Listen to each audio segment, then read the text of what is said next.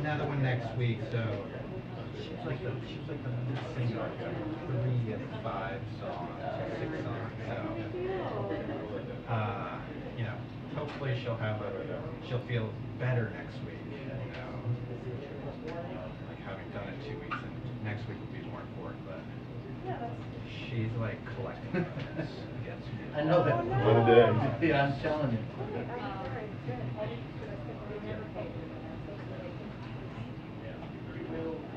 Well, thank you for saying that. No, it's true.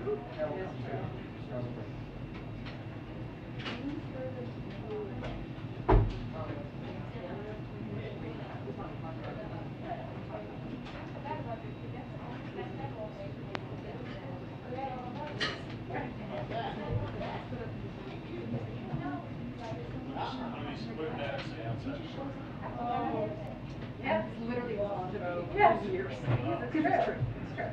Yeah, for education. I don't care.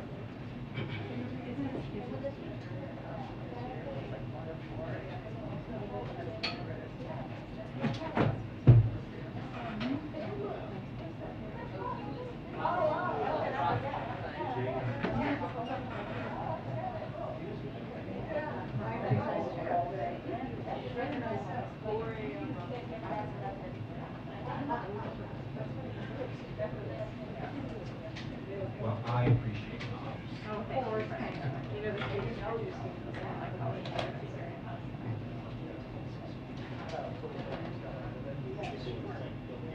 And I appreciate all the motivations.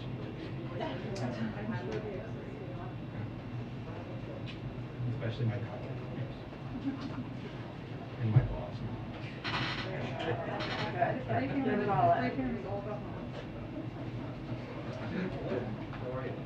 And my daughter, Kate, never comes up. Goddamn Tommy.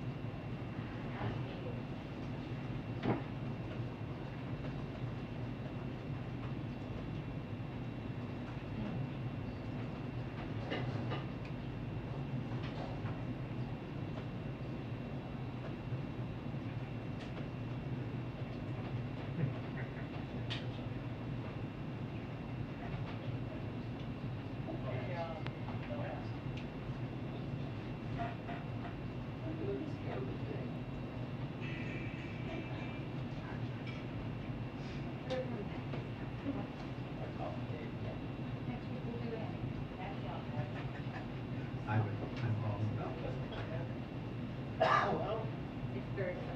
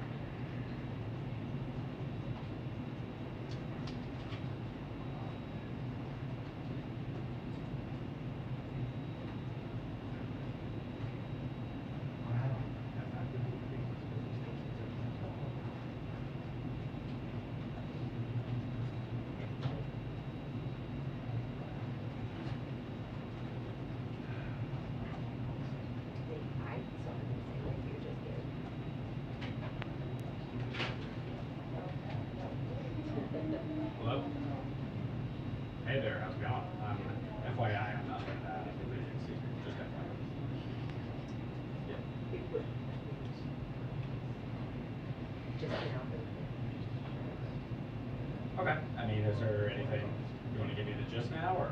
Yeah. I'm physically in there now. If you're over there, I can just walk over. Hey, how are you doing? All right. Yeah, sure. 1 second.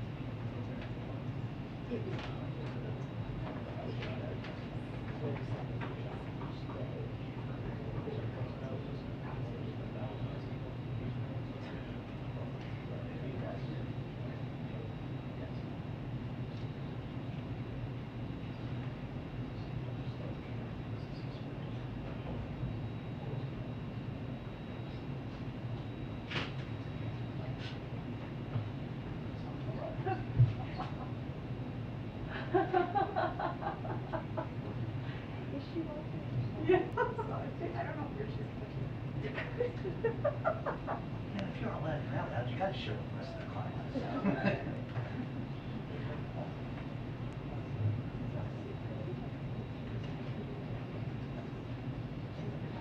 Okay.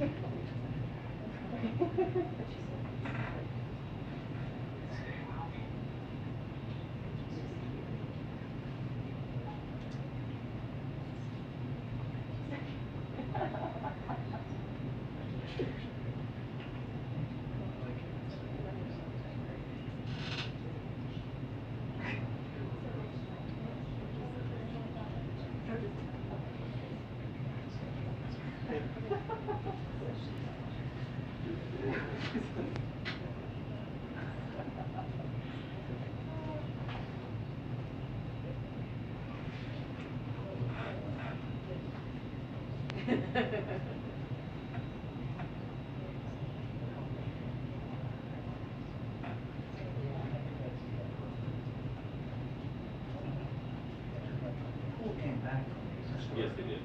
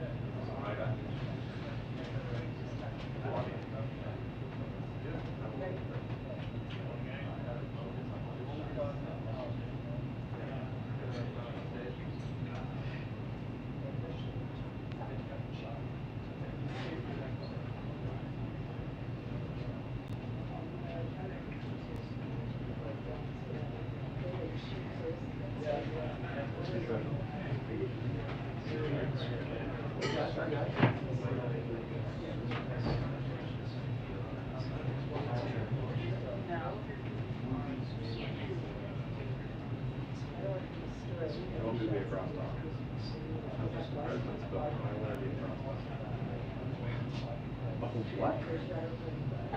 That was my reaction. Wow, that's more crazy.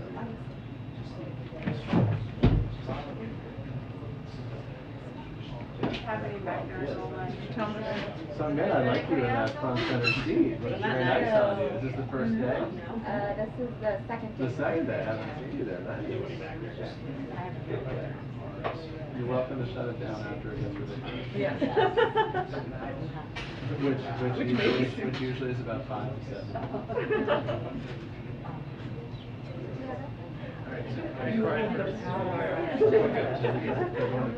Wake up. We're not even here.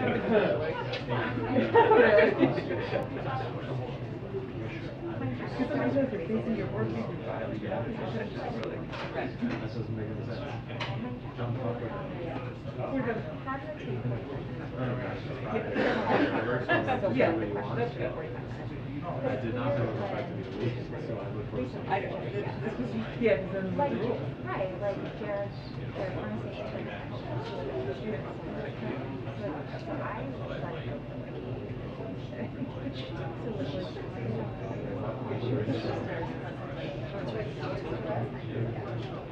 or like, where she wants to.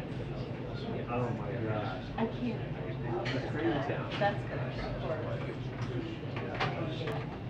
But yeah, it all gets. I mean, it's today at least if you're picking up. And she can. You're different. Like, it's nice when you're yesterday I plugged in like. It feels like she'll work this way.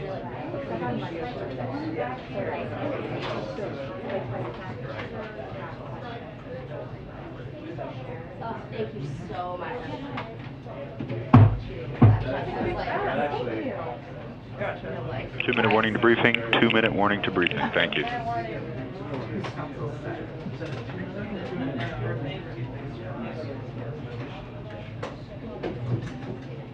Gold shoes. Comfort Friday.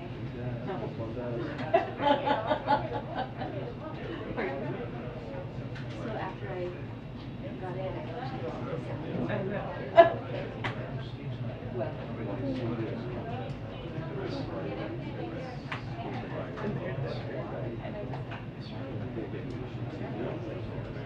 There he is.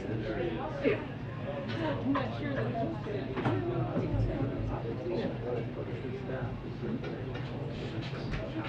It's all about change. Yeah, I had to give you all of them. Not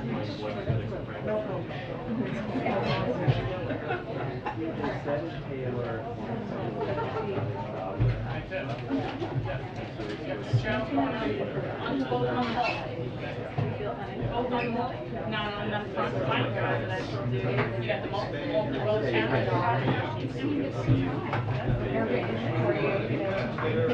You got the multiple channels. Right.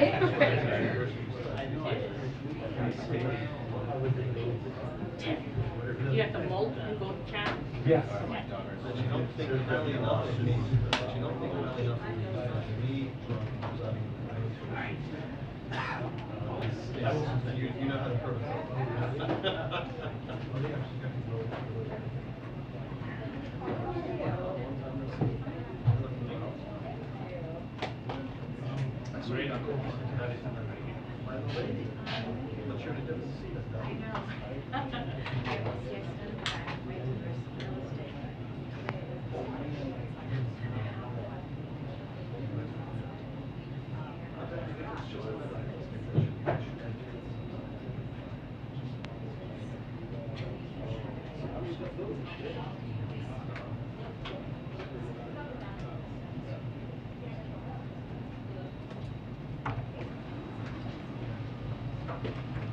Afternoon. Good afternoon, everybody.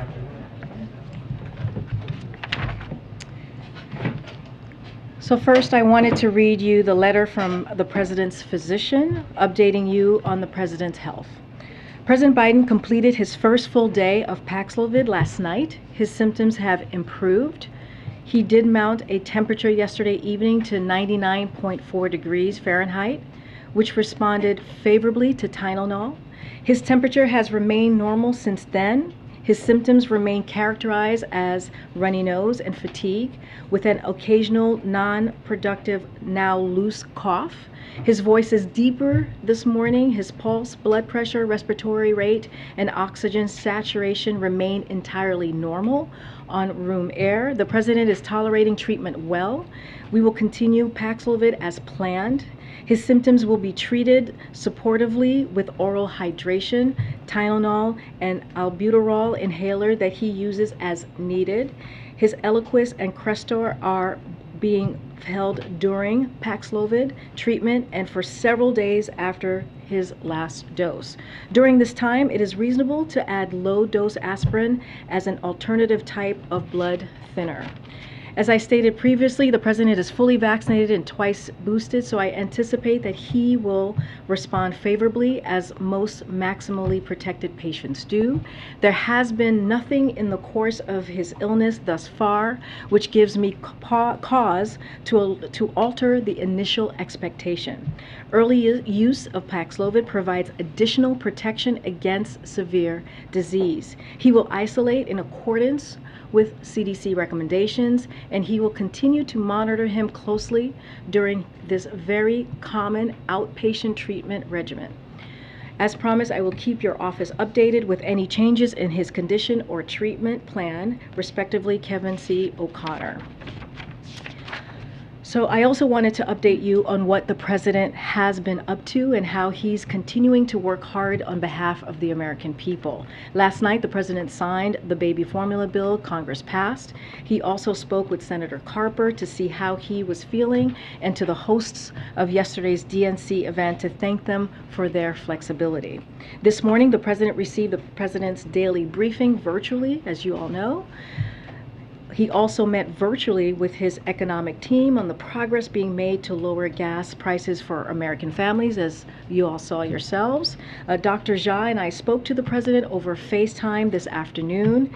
I asked him if he had a message for the American people. The President said he's still putting in 8+ hours of work a day, and that he wants to remind Americans to get vaccinated because, in his own words, it matters. Look, the president hopes the country will see that while we should continue to take COVID very seriously, we have the tools we need to deal with this. President Biden is benefiting from 2 vaccines, 2 boosters, and he's advocating for every American to take advantage of these vaccines and boosters, which we have made available for free at 90,000 convenient places nationwide. And he's benefiting from Paxlovid, a powerful antiviral we've made available at 42,000 locations, including local pharmacies across the country. All Americans have access to the same vaccines, boosters, treatment that President Biden is receiving right here at the White House. And the president hopes that all Americans who are over 50 get boosted now if they haven't already, and get Paxlovid if they test positive. Now I'm glad to return to the briefing room Dr. Jha, the White House Coronavirus Response Coordinator, who is joining me today, and we're happy to take some questions. Go ahead, Dr. Jha. I know you have a few things that you wanted to share. Right. Good afternoon, everybody. I'm going to make a few remarks, some things similar to Corinne. First of all, good to be with all of you today.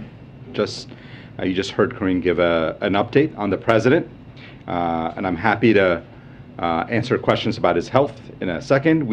As you heard, we FaceTimed with the president earlier today. I also spoke at length multiple times today with Dr. O'Connor. And as you all saw just a few minutes ago, the president is doing better. He slept well last night. He ate his breakfast and lunch. He actually showed me his plate. Didn't ask about the menu, but I did see an empty plate with crumbs, and I have some guesses about what was there, but didn't ask. No comfort food? Didn't ask. I did ask him about his appetite. He joked that his one regret was that his appetite had not changed. Look, he is in a very good mood. I want to take a step back and emphasize the message that you heard from Corinne. As the White House COVID-19 response coordinator, what I think every American needs to hear, what the president laid out, is that while we have a very contagious variant out there, thanks to this president's leadership, we have the ability to manage this. We are now at a point, I believe, where we can prevent nearly every COVID death in America. That is a remarkable fact. So if you are vaccinated but have not gotten a booster, this is a really good time to go and get a booster. If you're over 50 and haven't gotten a vaccine shot in the year 2022, this is a really good time to go and get a shot.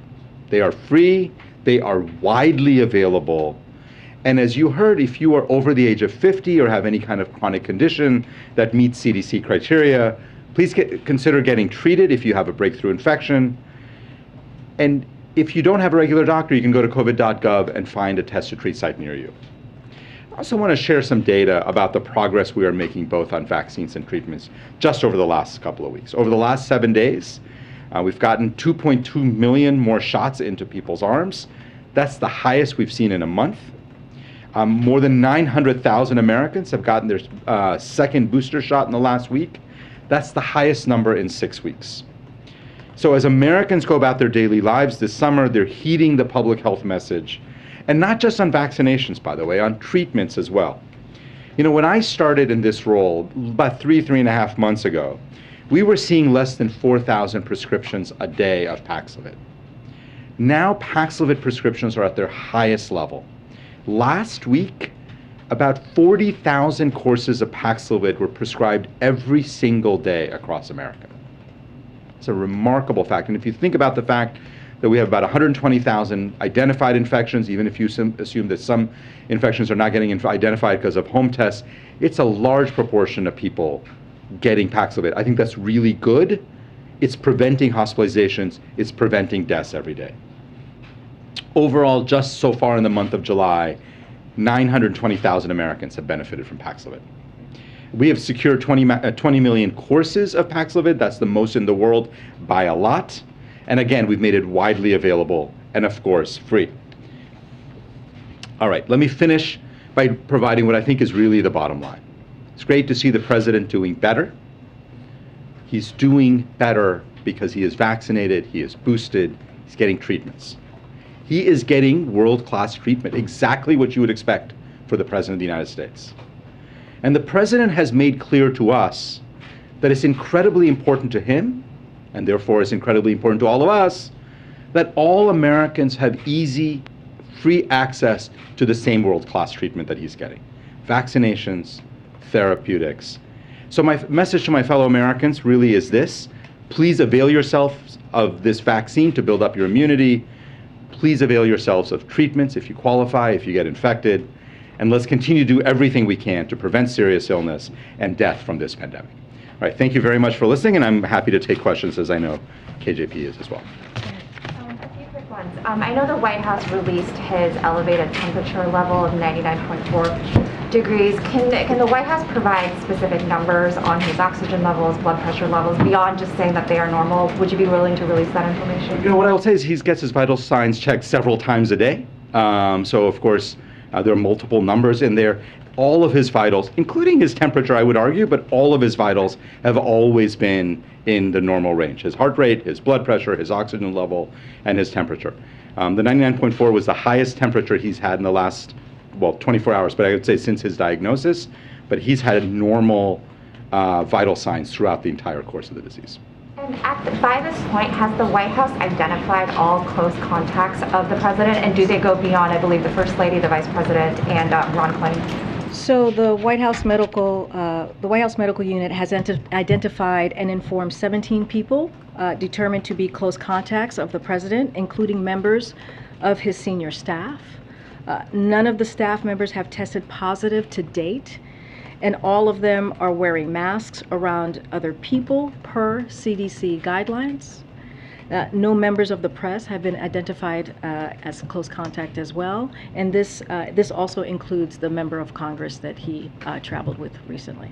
And I just want to triple clarify the testing dates, because if yesterday was day 0, today's obviously day 1, Tuesday would be day 5. So does that mean he won't be tested until day 6? And if he's negative on Wednesday, then he could resume in-person activities? Is that the timeline we should be understanding? Yeah. So we're going to obviously the CDC guidelines, right, are 5 days of isolation. He will do that.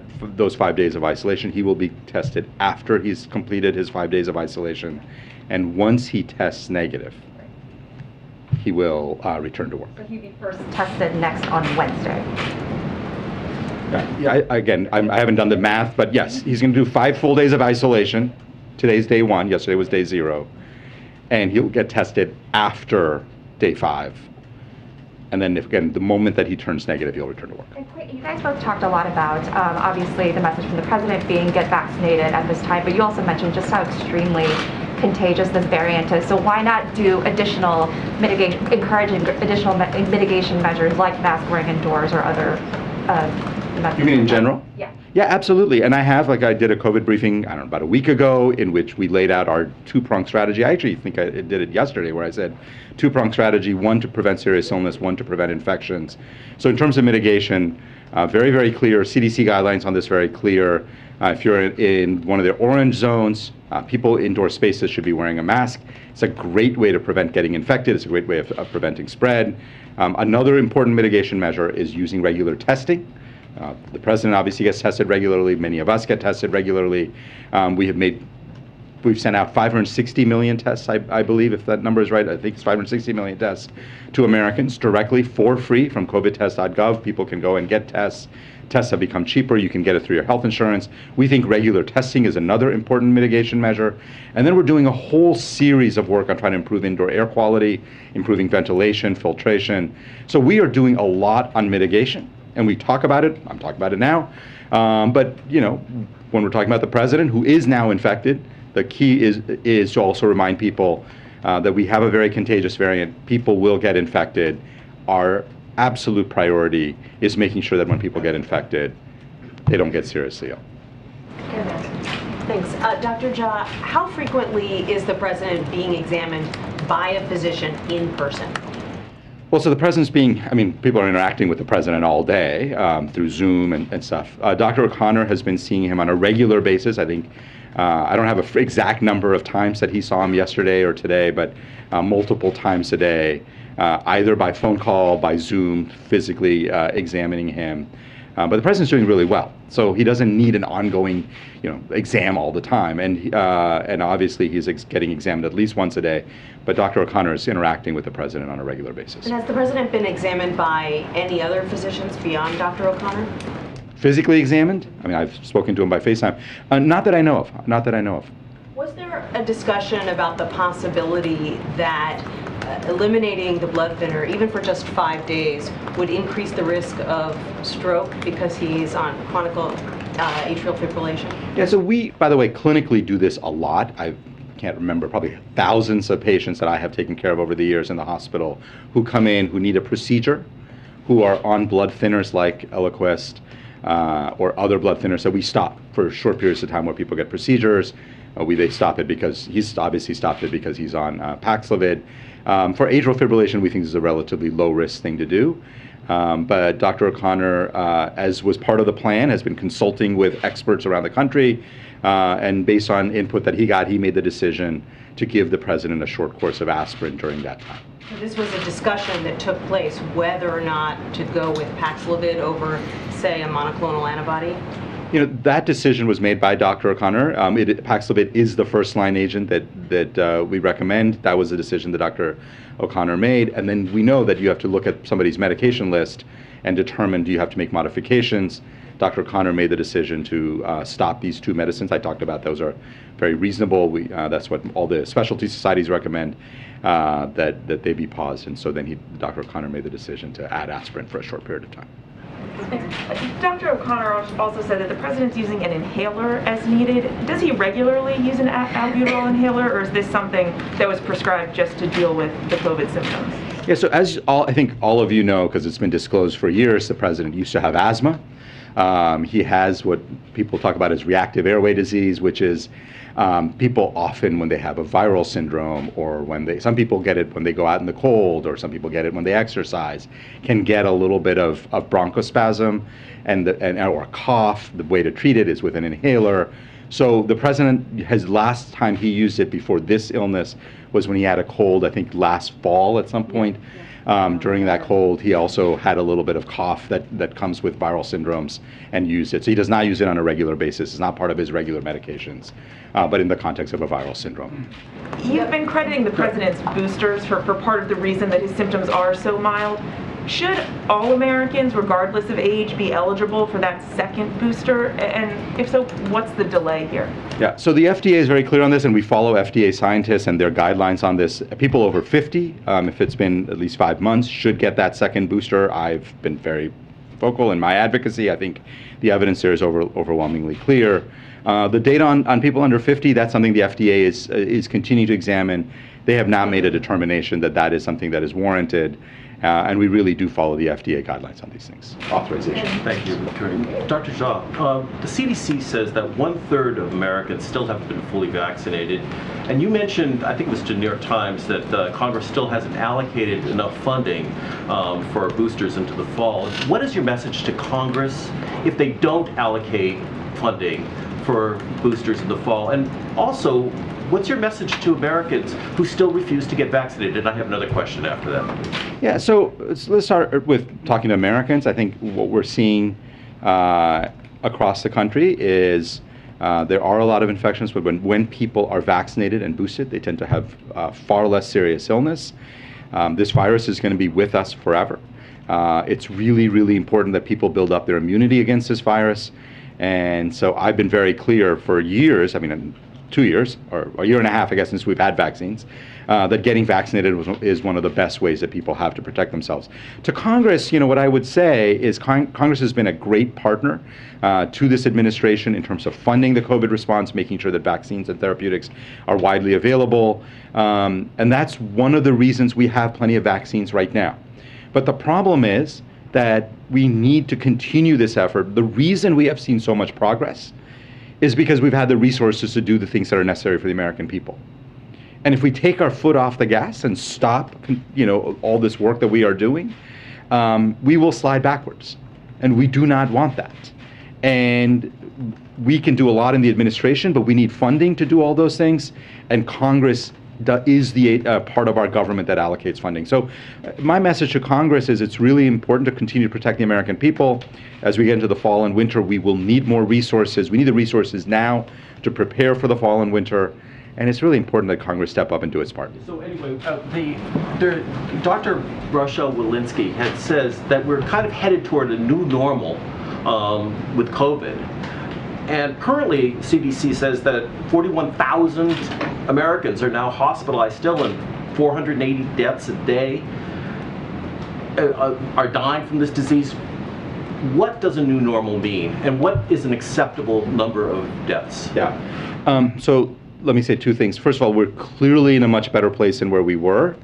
You have to have there are two sets of things that we have to be able to, things that sound contradictory, but actually we have to keep in our heads at the same time.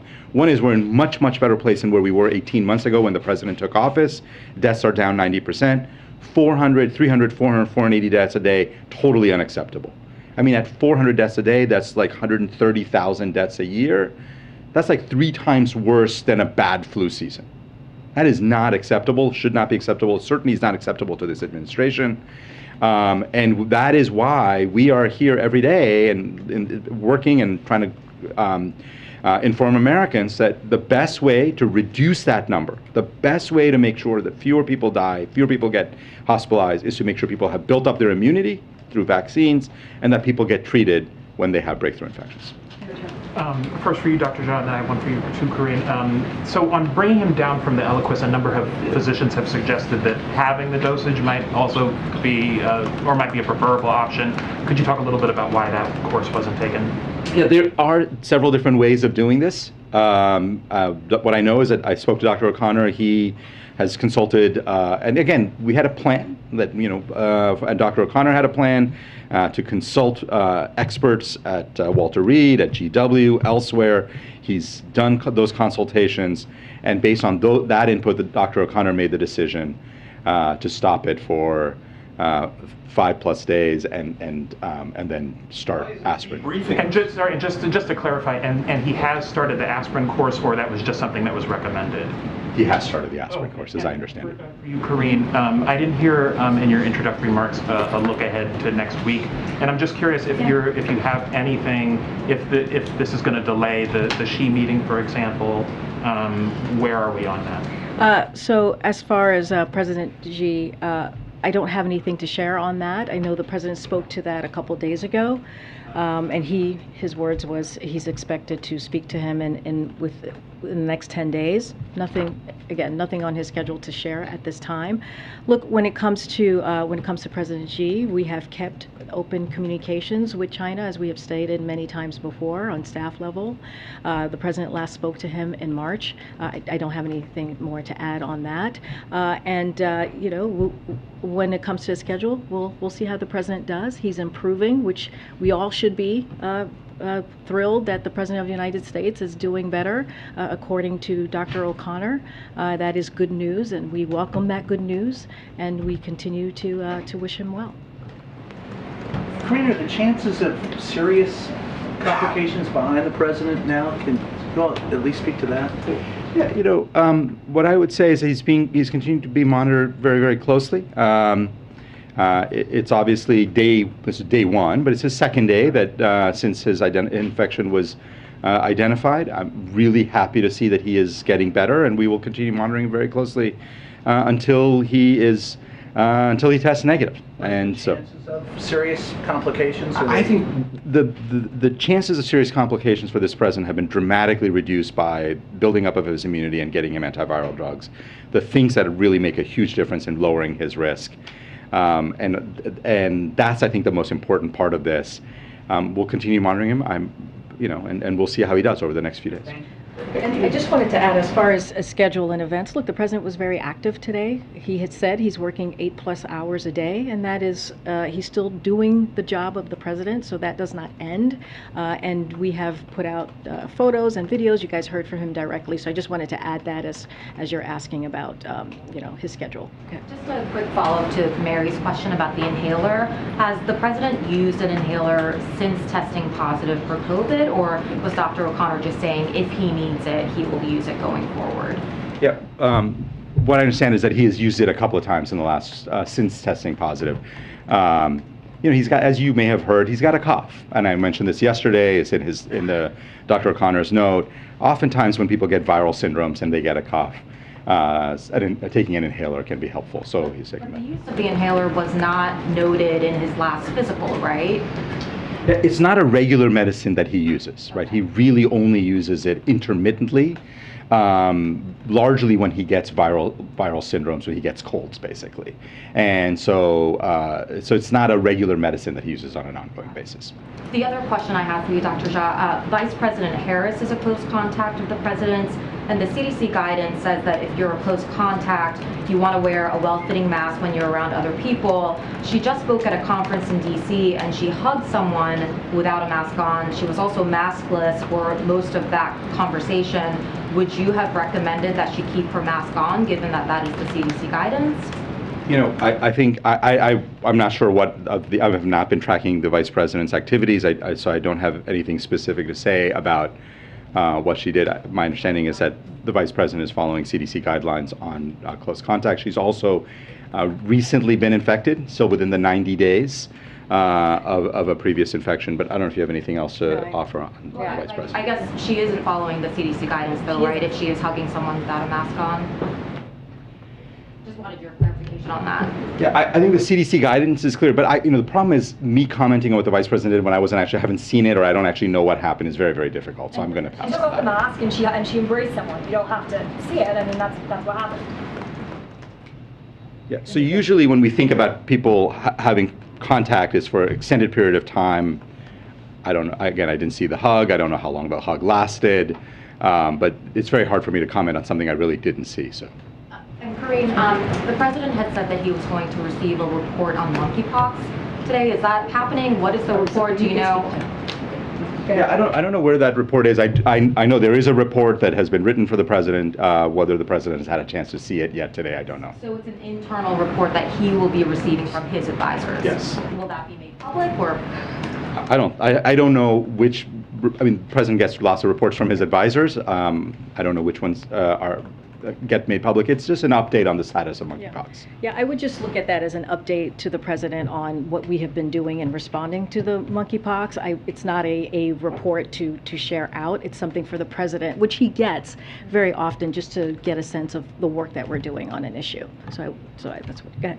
Just to clarify a couple details for our accuracy in reporting, you said of the 17 close contacts, one of them is a member of Congress. Is that? No, I was saying it includes the members of Congress. I do not have the specific of each person. Is that but something you would be able to detail without identifying them? well, how many members we just want to be, privacy is incredibly important here. I would reach out to them directly. What I'm saying is we've contacted 17 people. Within those 17 people, there's senior staff. Within those 17 people, it also includes members of Congress. And as to date, no one has, as far as we know, no one has tested positive. And then I guess not specific to those close contacts, but can you tell us, is there anybody else on the White House campus right now who has tested positive this week? So out of abundance of privacy, to protect people's privacy, our protocol is to only share if someone has had close contact to the president and the four principals. That is just our protocol. We have to keep people's privacy here, and that is incredibly important, and we respect that. Understood. So just for clarity, even if without identifying names, we can't do it. Again, Totally. I'm not going to share private information or private detail on anybody. I want to get your reaction to Steve Bannon, but while we're on this topic, can I ask you, Dr. Jha, very quickly, we don't know what this is, but there could be earlier indications of what type of subvariant it is. You said it could happen within less than a week. Just for the sake, and I know it's a bit of a hypothetical, but over the weekend we may learn some more details, may not see you. BA.5, which is the most dominant subvariant right now, is that one that after you get that, you could be more inclined to get another one within a smaller period of time? In other words, someone who got something recently, is that one they're more eligible or more able to get? Can you help people better understand who are concerned about it? Yeah, absolutely. So BA.5 is the most immune evasive variant we've seen. And what that means is that if you were infected 3 months ago, 4 months ago, your protection against getting reinfected with BA.5 is much lower. If you were vaccinated 5-6 months ago, you have a much higher risk of getting a breakthrough infection. If you're infected with BA.5, What that means for future immunity, none of us know right now because it's BA.5. It's just become dominant. It's the primary. So we don't know what the implications are. And we obviously don't know what variant or subvariant the president was infected. I guess I should ask, how about if you just had it a month ago? 3 months ago, I recognize it's lower, but for someone who had it a month ago, if it's immune invasive, does that mean you could get it within a month of having had another case? So depends on what you had a month ago, right? And if BA.5 wasn't dominant then, but it was still present. Obviously, if you had BA.5 a month ago, then you're much less likely to be able to get BA.5 now. So it just depends. We have seen occasionally people getting infected within that 90 days, but it is still relatively uncommon. Thanks. Did you have any reaction to the Steve Bannon case? I know it's over, and I know obviously. What did you say? What was the last part? I missed the joke. Well, I was just saying we could tell you wanted to address that. Oh. So look, I'm not going to comment specifically on that case, but obviously everyone should cooperate with the January 6th committee. Our administration has been made very clear. This president finds what the select committee is doing, the January 6th committee is doing, very important, and people should be, listening and learning from what happened on that very dark day. And this is a very important committee where they're working to get to the bottom of what happened on that day. It was an attack not just on our democracy, but also an attack on our law enforcement. And again, I'm not going to comment on that specifically, but yes, people should obviously should cooperate with the committee. Go ahead. Thanks, Corinne. Dr. Jha, are there any other medications that the president is prescribed that he occasionally takes that do not appear on his 2021 health summary? Yeah, not that I'm aware of. And then, why are we not hearing from Dr. O'Connor on this? I understand that you've released statements from him, but yesterday we had a difficult time comparing the description of the symptom progression from Dr. O'Connor's letter versus how you all laid it out in the briefing room. And then Dr. Jha, you did some interviews this morning, but your last update from the president was at 10 o'clock the night before. Well, a couple of hours ago, right at 11 o'clock, you got a detailed letter from Dr. O'Connor. We've given you two detailed letters from Dr. O'Connor, and you've heard directly from him. Look, yes, you have. You've heard from the letter. That is hearing directly from him. We're not playing telephone here. You're hearing directly from the physician. Yes, it is. I mean, that is hearing directly from, in his words. In his words, you are hearing directly from Dr. O'Connor, as I read out. But I'm answering your colleague's question here, so give me the second to do that. Thank you. So you've heard directly from him. And not only that, you have heard more, I would easily argue, about a mild symptoms of a virus than any other president. Dr. Jha and I were here for an hour fielding questions. We're here today answering questions. We are going to commit to making sure you're hearing from Dr. O'Connor from his daily report, detailed report from Dr. O'Connor. And here's the thing. Dr. Jha is one of the foremost experts in this field when it comes to COVID. He also has dealt with COVID patients. He clearly is running our COVID response and is a medical doctor, and he knows how this process works. And again, we should feel good and be very happy that the president is doing better, that he is improving. This is the president of the United States. He's improving, he's reacting well to the treatments, and let's not forget, we have the tools to treat this because of the work that this president has done. I understand the point you're making that the president's improving, that Dr. Jha is a medical doctor with obviously a lot of experience running COVID response unit, but when we've got questions about his symptoms progressing, he had a fever last night. His cough is now loose as opposed to dry. And the first So he did not have a fever last night. Just to make that clear, I think Dr. Jha made that very clear. 99.4 is not a fever. It's not even a low-grade fever. So he did not have a fever last night. He treated it. He gave Tylenol, and I should actually let Dr. Jha speak to this more because he is the medical doctor, which is why he's joining me today at the briefing room. He gave the Tylenol for discomfort, which is not unusual if you have COVID. Many of you have had COVID. it. We would argue that if we probably take the temperature of some people here, they might have a 99.4 degree Fahrenheit temperature. That is not uncommon, but I would let Dr. Jha speak to that more. Yeah, let me just talk about the Dr. O'Connor, and so you've heard directly from him, as Corinne said, in terms of the notes that he writes every morning.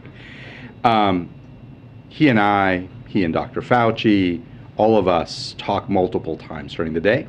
Dr. Fauci is the president's chief medical advisor and obviously one of the foremost experts on infectious diseases. We speak very regularly. I've been speaking every day with the president, today by FaceTime. And you're getting updates sort of about twice a day, right? You got one yesterday at this time. Early this morning, you got an update about how he was through last night. I was on TV at 6:40 in the morning.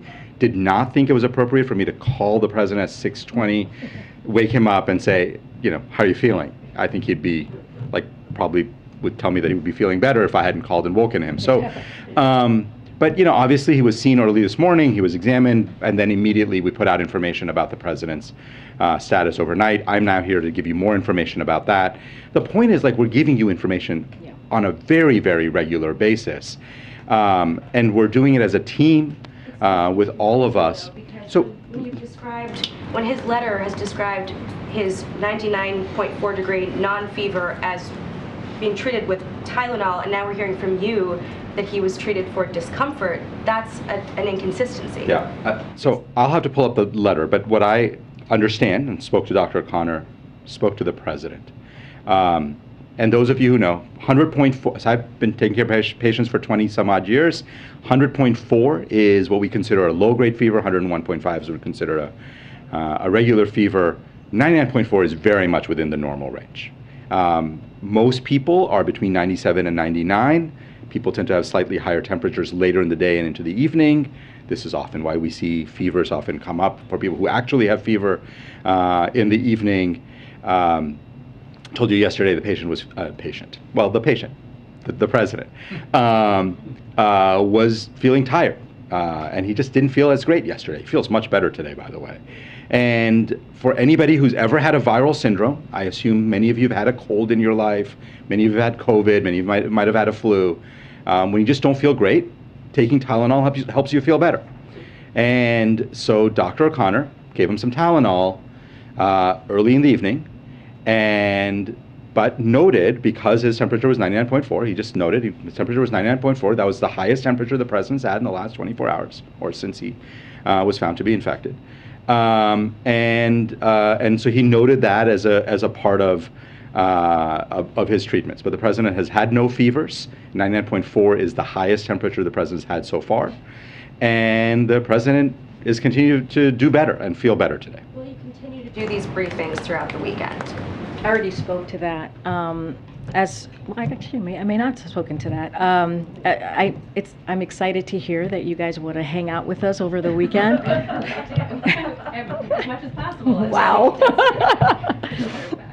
Okay. Look, we are going to continue, in all seriousness, we're going to continue to provide updates from the president's physician, as we have, detailed report as you guys have been receiving, and we'll see you guys on Monday. We're not going to be here over the weekend, but we will be communicating as we have been the last 24 hours ago. Or see him newly every day? I can't promise anything right now or commit to any specific. If there's any change, again, you're going to get a daily report from the president every day, and so that will provide any information about his health. But I just want to reiterate this: the president is improving. He has very mild symptoms of a virus, and we should be thrilled that the president of the United States is doing better. And again, it's because of the treatments. That's the wrong administration. You're asking the wrong administration that question. But again, we have the tools. and that's why we're able to give him the treatment. And also, this is what the president has been working on for the past year and a half to make sure that the treatment that he's getting, others can. So again, folks should get vaccinated if they haven't, and they should get boosted as well. We're going to continue. Go ahead. Thanks, Green. Speaking of this weekend, are you aware of any plans to schedule events, briefings, meetings for the president while he's in isolation, or is it the expectation he'll just watch TV all weekend? Well, it's a similar question that I just got. Right now, we're going to what we commit to is making sure you all hear a detailed report from the president's physician. If we have more information, we will share that with all of you. No plans for him to engage in activities or anything like that? Again, if we have more to share, we will share that. I don't have anything right here at the podium to share with you. Tell us about, other than, for example, the official photographer or videographer, who else is actually in the room with the president? Is he being staffed? Is the chief of staff actually in the room with him, or anyone else? So, primarily, all of his meetings have been virtual. You saw one meeting just moments ago, right before we started this briefing with his economic team. You all had an opportunity to go into the South Court Auditorium to hear directly from the president. So primarily, all of his meetings have been virtual. He is following CDC guidance when it comes to a very, very, very small footprint around him. As you saw, the videographer, the photographer was with him. They were socially distanced at 6 feet. They wore N95 mask. We are making sure that we keep to. He is making sure that he is isolating and keeping to the CDC guidelines. So just as far as you know, just the videographer, the photographer, small footprint? A very small footprint. I don't have a list for you at this time, but a very small footprint. He is indeed adhering to the CDC guidelines. Following up on Jackie's question, can we just clarify for the record the timeline of the president's illness? Dr. O'Connor's letter, the first letter yesterday, said that symptoms, or at least the cough, started Wednesday evening. Then the briefing, Dr. Jha, yesterday you said he wasn't symptomatic until Thursday morning. So can we just get it, when did symptoms actually start? Yep, and I spoke to the president and I asked him directly on Wednesday evening, 2 evenings ago. Felt fine all day, felt fine in the evening. The only thing he said he felt before he went to bed was he felt tired. He did not have a cough, did not have any other symptoms on Wednesday night. Now, whether that tiredness is part of COVID or whether he had just had a long day, he had been standing outside in 95-degree temperatures, speaking. Again, I sometimes look at the president's schedule and I get tired looking at his schedule. We don't know, but he felt a little tired. He went to bed, and then he said he had a sort of a restless night, just didn't sleep well. Woke up multiple times. Again, is that a COVID symptom? It's hard to say, right? I mean, people have restless nights. They're tired before they go to bed. The next morning, he got tested as part of his routine testing. What Dr. O'Connor described to me was he asked questions like, "How you doing? How you feeling?" As the antigen test came back positive, he began to probe more. Obviously, as the PCR test was being done, "Are you really feeling okay?" And the president said, "Well, I sort of do feel like I have this bit of a runny nose and a little bit of a cough," and those things the president said he'd really been aware of just that in the morning around that time. That's what Dr. O'Connor described to me. That's what the president described to me as timeline, and that's how I understand the symptom progression. Kareem, two of the events that the president's had to pull down for now are political ones. There was the fundraiser in Philadelphia, DNC event in Florida. Is he concerned at all about, one of the things he wanted to do moving forward was really start drawing this contrast message with Republicans ahead of the midterms?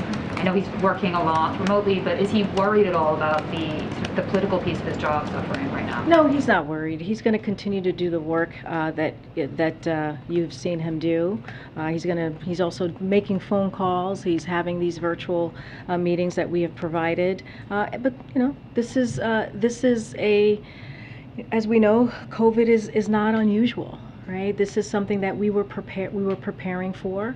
There is treatment, right? There are tools to make sure that we all are able to deal with COVID in this current time, and we'll continue to move forward on that. But he's not concerned.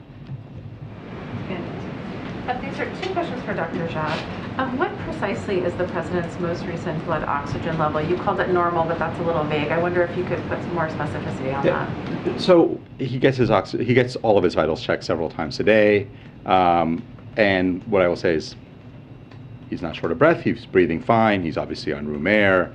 His oxygen levels have consistently been in the normal range throughout the entire 36 or whatever number of hours since he's tested positive. There have been no concerns around his oxygen level. He feels fine. He's not, obviously, he's been on room air the whole time. Hasn't felt short of breath. His oxygen levels have been normal. Give us like what that range would be. What the normal range is? I mean, I think you can look up. Look, what I will say is that there's never been any concern about his oxygen. His oxygen levels have always been normal throughout the whole time that he's been infected and getting tested. Just one more follow-up. And when do you expect that you will have identified which variant has infected the president? It's a very good question. As I think I mentioned yesterday, typically takes about a week to do genetic sequencing. As I said, this virus is going to get a little bit of special treatment because this is the president. So we know it's going to get expedited. Usually takes a week because there's some time in actual sequencing. But this is going to, they're going to sort of prioritize getting this sequence. So I don't actually have a date and a time that I'm expecting it. My assumption is it's going to be faster than a week, but we will see. So my hope is early next week sometime. Thanks, Corinne. Just jumping on Steve's question, I just want to be clear. You're saying primarily the meetings have been virtually.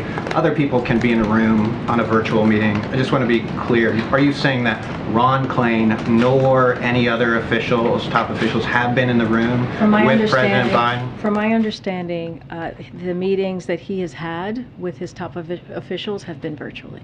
Does that mean no other officials in the room with him, though? That is my understanding. And if I could just ask about the January 6 hearings, do you know if the president had a chance to watch them? Did any reaction regarding the hearings last night? And also, our understanding is that he was planning to address them. Obviously, that's not going to happen in the next couple days, but is there a plan to address the January 6 hearings in the near future? There's no plan at this time for the president to address the hearing. I can tell you that I asked the president if he was able to watch the hearings last night. He told me he caught some of it, the beginning of the hearings. And I will say what we have said and reiterate what we have said many times. The president believes that it was a very dark day in our time, in our history, in our democracy, when we saw the attack that happened at the Capitol, when we saw the attack on our law enforcement, and he believes that he supports the January 6th committee. He believes that they're doing important work, and he really believes that the American people should be watching and paying attention. I know that was their last hearing last night, but he was able to catch some of it. On the part that he caught last night, did he share anything about those specific parts? Any thoughts about how well he did? He didn't share specific parts. I did not ask him. I just asked if he was able to catch some of the hearing last night. Thank you. Couple clarifying questions. I know you said that his temperature, or even Dr. O'Connor said after citing his temperature of 99.4 degrees, said after Tylenol, his temperature has remained normal since then. I know you said the numbers have ranged a little bit, but can we just have the most updated number, the most updated temperature from today that the president was experiencing? Like what temperature did he record this morning? I don't know that. What I will say is that his temperatures have always been in the normal range. Again, he's getting his vitals checked several times a day. The highest temperatures he's had so far is 99.4. That was the temperature from last evening, which again, in my 20 plus years of clinical experience, I would never call an elevated temperature. Certainly not a fever. And all of his vital signs, heart rate, blood pressure, oxygen, temperature, have all been in the normal range every time he's had them checked. Understood. 99.4 isn't considered a fever based off CDC guidance, but Dr. O'Connor still said his temperature has remained normal since then, since he recorded 99.4 degree temperature. Yeah. So if he's saying since normal since then, that would indicate that it was not in the normal range. How did he describe it? Yeah. So I talked to Dr. O'Connor about this, and no, did not. I mean, basically about the president. Often in clinical practice, especially when you have somebody who's infected and you're reporting on that person, you often report that person's highest temperature. We call it the Tmax, or maximum temperature of the last 24 hours. And that is what Dr. O'Connor was doing in that moment. He was reporting the highest temperature that the president has had, which turns out to be in the normal range. So that his highest temperature in the last 24 hours, or since he got infected, or since he's been known to be infected, has been 99.4, and has remained in the normal range. So you can read that in two different ways. If we try to parse it, it was in the normal range and has remained in the normal range since then. Look, we can try to parse out the words. The bottom line is, President's doing better. His vitals are normal. You all saw him. His appetite is good. He's doing pretty well, right? Thank goodness. And by the way, right, because we're all thrilled. I suspect you're all thrilled. I know the American people are relieved. This is all good. And the president is doing better. He's obviously going to continue to be monitored. He's going to remain in isolation. He'll get tested once he's done with his isolation period. But the big picture point here is the president's doing better today than he was yesterday. And yesterday he had mild symptoms. Today he's feeling even a little bit better. He's doing well. Just want to clarify. I understand there's been questions about Dr. O'Connor, but does the White House plan on making him available for questions, making him available to the public at any point? We feel that Dr. O'Connor's statements and his detailed report, again, on a situation, as the doctor just said, is mild, very mild, and he's able to continue to do his work, is enough. We have Dr. Shah here, who's a medical doctor, who is renowned in this field for COVID, who is for the COVID response and what we've been seeing for the last 21 months. And so we wanted to make sure we provided that expertise, and that's what we're doing. And again, Dr. O'Connor is providing detailed information on the president's physical health at this time. Completely appreciate the letter. You don't think there would be additional value, even just for assuring the public and giving the press the opportunity to ask follow-up questions indirectly? No, I hear you. We are assuring the public. We've been here now, I don't know, 45 minutes talking to all of you. We were here an hour talking to all of you, answering questions, fielding questions. And to be quite honest, there's nothing, we don't believe, and Dr. O'Connor believes, there's nothing more that he could add to what's already in his report. And so again, we're going to keep that commitment in providing information every day, a detailed information from Dr. O'Connor. But we've answered this question many times, so let's give your other colleagues. Okay. The Secret Service's record keeping is obviously in the news, particularly around January 6th. This is also a cybersecurity agency as well. I know that I'm not asking a question about specific allegations, but does the president think that a federal agency should, have a system that purges texts, including around, for employees that have a sensitive job, such as, protecting the former president of the United States? So, of course, we believe in the following the public records rules. That is something that we believe that should be done, should be followed. But I will say this because this is, I think, important. The president has confidence in the men and women who protect not just him, but also his family. You mentioned how the president is feeling better today, but he still sounded a little more hoarse during his remarks. Is that at all any sort of cause of concern, or is that just kind of, I don't know if any of you have ever had a cold or a viral syndrome. I find that when I've had it in the past, sometimes I start feeling better, but my voice sounds a little bit raspier. I think that's what you heard today. Look, when we spoke to him, he was energetic. He's got a pretty packed schedule. He's clearly feeling better. He says he's feeling better. And he's got this cough. And what happens when you get cough is, like, after a while, your throat can get a little bit, your voice can get a little bit hoarse. And I suspect that's what's going on here. I just have one more clarifying question on the president's temperature last night. Was it taken as part of routine, or was it taken because of some discomfort, as you had mentioned earlier? No, it's just taking part of his routine vitals. Thanks, Karine. This can be for either of you or both of you. In the conversations that you've had with the president, has he expressed any regrets about the recent mitigation or protocols he's taken in the last 2 weeks, say? Regrets about not wearing a mask at some point, or somewhere he went that maybe why he got COVID? Has he said anything like that? You know the president. The president likes to interact and engage with the American public. What you've seen the last couple of weeks, the last several months, I would argue the last several years, is Joe Biden being Joe Biden. And the reason why he has done the work that he has done since he walked into this administration on making sure that there is a comprehensive COVID response, making sure there's vaccines, making sure there's boosters, making sure there's Paxlovid so that people are getting the treatment that the president is getting right now currently, is so that we can get back close to normal, right? We're getting there, and this is part of his job, is to interact with the public, is interact with everyday people. So he does not regret that. And let me just add that exactly as Corinne said, we've heard nothing to that effect. But it's actually really, there's a broader important point, which is I find, partly because I've been so involved and so identified with COVID, right, over the last 2 years. A lot of people call me when they get a positive diagnosis and they say, I'm sorry, I failed. It's not a failure. There's not a moral failure. This is not a problem. Like, look, it's a very contagious virus. It's widespread. People will get infected. We should be doing things that, as a country, we have a whole set of policies that we recommend to try to keep infection numbers down. But the key is to try to continue to protect people from serious illness. That's what we've done with the president. That's what we have available for every American. And that's, I think, the most important point. And one more, you've mentioned a couple times today that the president has said he's working 8 hours a day. Obviously, you said he's sleeping, and you didn't want to call him this morning. Can you just give us a little sense of what else he's doing when he's not working those 8 hours, when he's not sleeping? The First Lady's not here right now.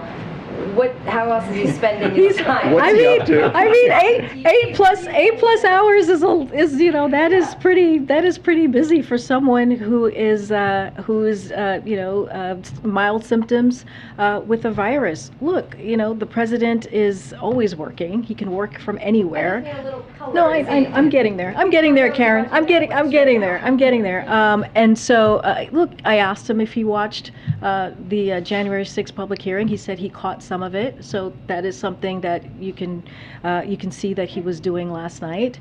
But he wakes up in the morning and he gets to work. It is, as you know, a big job being the President of the United States, being the Commander-in-Chief. So he is doing everything that he would have done if he was in the Oval Office, except right now he is in the White House residence. So there's not, besides the fact that he is doing this in the residence, there's not much difference, right? He is working those long hours, trying to deliver for the American public.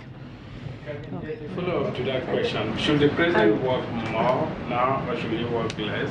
Should he not rest now that he, during this time? Because I see the White House is trying to show how, the president is working hard, he's doing great, videos, but is he not supposed to rest more right now? Well, that's something for you. Yeah, I mean, I think in general it's good for people to rest when they get infections, but the bottom line is this president has a big agenda and he has a lot that he wants to do, and he sets his schedule of work. As I said here yesterday, I think it's important when people get sick as a broader policy matter. I think it's important as a physician for people to get rest, people to be able to get time off. But the president right now feels well enough to continue working, and he is continuing to work at a brisk pace. And as a physician, I will always encourage people to get more rest, but the president is doing the work of the American people. Karen, on the U.S.-Africa summit that the president announced this week, can you talk a little bit about that? How many people who will be invited, and what's the process of selecting people? Will human rights play a key role? And if yes, how do you contrast that to the president's trip to Saudi Arabia? So I'll say this, the president is very much looking forward to meeting with African leaders who will be here at the end of this year. There's a lot to discuss. There will be a lot on the agenda, and it is going to be his first time meeting with leaders. We will have more to share. I don't have more details to share at this time on who was invited and the process and what's going to be on the agenda. As you imagine, there's still a few more months before we get there, and so we'll be happy to share more and have background calls and provide all the details to that once we get closer. Okay. Dr. Job, to follow up on Nancy's question, what is a normal blood oxygen level for someone of the president's age and that have past history and sometimes has to use an inhaler? So age is not a determinant of oxygen level, and somebody who's had a past history of asthma or occasionally has reactive airway disease also should not be a determinant of oxygen level. I have to tell you, I can't remember off the top of my head what the CDC defines as the exact normal range. It's in the 90s, but I'd have to just sort of look up. But his has been consistently in the normal range. Oh, sorry.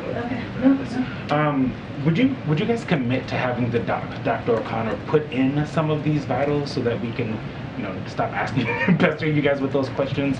We appreciate the, the daily letter, but especially his oxygen level. As someone who had COVID twice, I know how important it is. That is going to be something up to the doctor and the president. I can't make any commitments on that.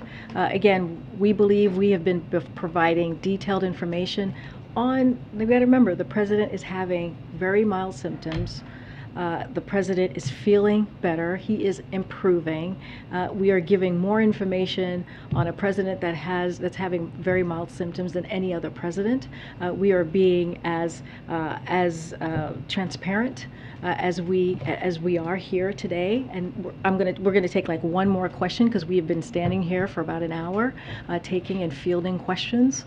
And you're going to continue to hear from Dr. O'Connor via his letter. We're going to take one last question. The one on the economy, if you don't mind. Oh my goodness. Next week's a very big week for the economy. So I read the CEA blog. Is the White House trying to change the common definition of a recession because next Thursday the GDP numbers coming out are going to show that we've been in a recession? So let me say this, the strength of our labor market along with the other economic factors is what we generally see in a recession or even is not what we generally see in a recession or even a pre-recession, because we're seeing the strength of the economy and the labor market. So that's really important to note there because those are key elements as we talk about that, as folks keep asking us about that. So Americans across the country are back to work at a historic level. 21 states, the most in history, have unemployment rates at or below 3%.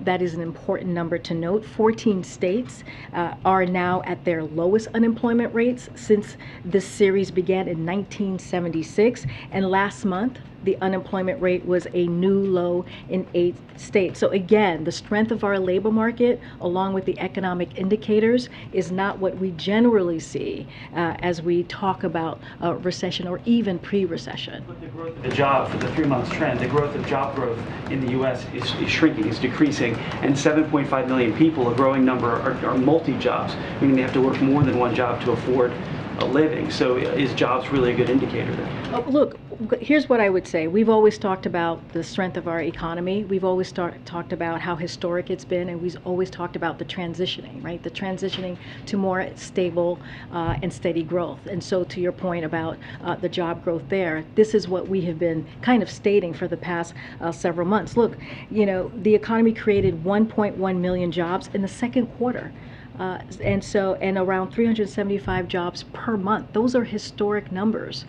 Those are, if you think about the 1.1 million jobs, we are back to where we were at pre-pandemic levels. So that is what we see as strength of the economy. Again, we're going to transition into a more stable and steady growth, and so we're going to continue the work that the president has set out to do to make sure that we continue to deliver for the American people when it comes to the economy.